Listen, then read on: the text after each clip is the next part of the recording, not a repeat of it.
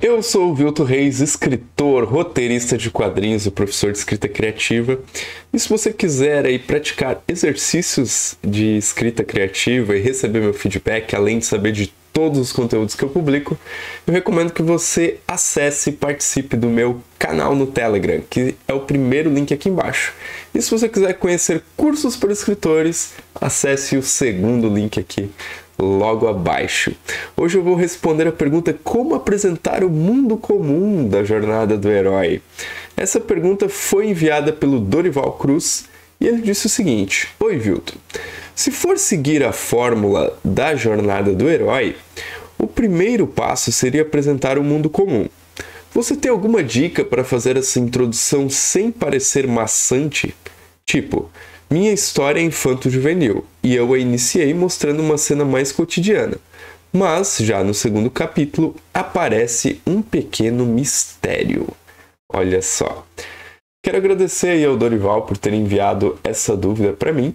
E eu peço que vocês também compartilhem as dúvidas de vocês aí nos comentários do vídeo, que eu vou fisgando essas dúvidas e separando para fazer futuros vídeos. A primeira coisa importante a se lembrar é que o mundo comum é o primeiro passo da jornada proposta pelo Christopher Vogler no livro A Jornada do Escritor. Não é o primeiro passo da jornada proposta por Joseph Campbell, criador dessa teoria. Eu acho que talvez eu deva dar um passo atrás e explicar primeiro o que é a jornada do herói, o que é mundo comum, né?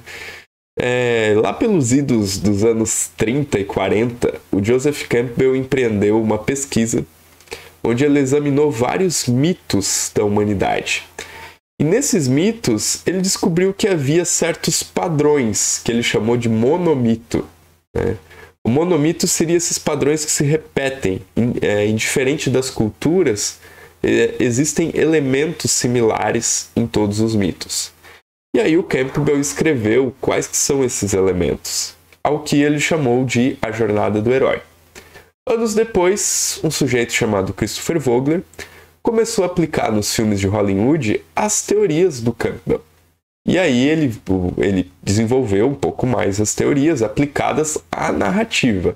Nunca foi a ideia do Campbell, ou ao menos não se encontra nada disso nos livros de teoria dele, que os escritores usassem a jornada do herói para compor suas histórias.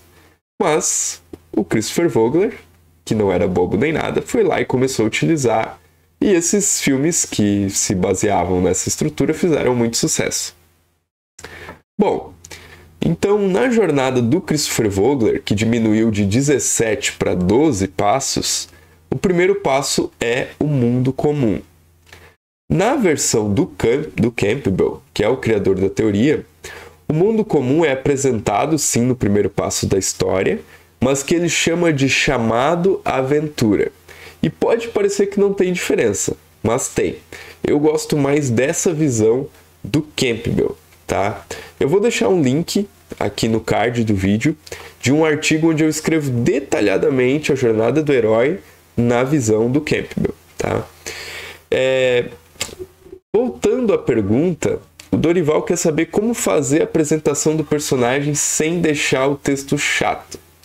Olha só, se nós considerarmos que o primeiro passo da história é o chamado aventura, é onde alguma coisa acontece na vida desse personagem que muda, né, a vida dele, e ele precisa fazer alguma coisa para resolver isso que aconteceu, a gente pode, e a gente entender que esse chamado e o mundo comum, eles estão no mesmo passo, a gente pode já ter uma percepção diferente.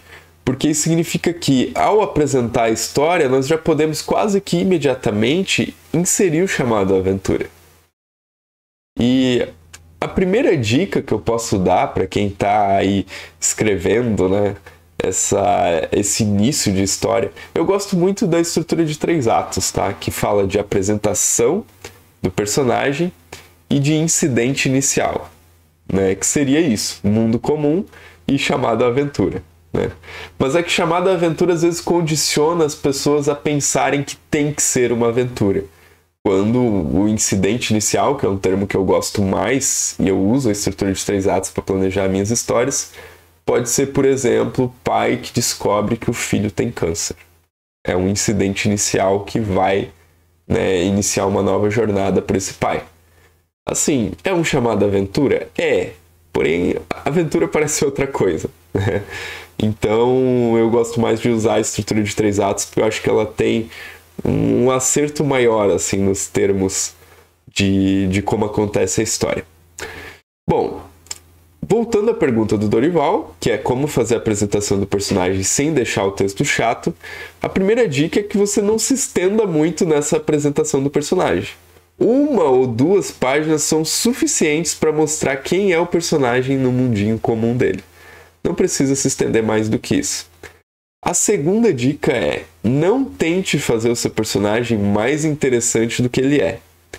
Porque o importante nessa fase da história é simplesmente apresentar quem ele é, seja quem ele for, assim.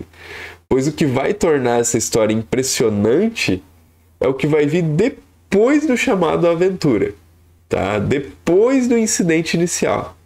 Porque aí, isso tem muitas histórias. Às vezes o personagem principal, ele é um Zé Ruela, como a gente diz no Brasil, né? Ele é um Zé Ninguém, assim, ele é um qualquer um. Qualquer um pode se identificar com aquele personagem, às vezes é uma pessoa medíocre, assim.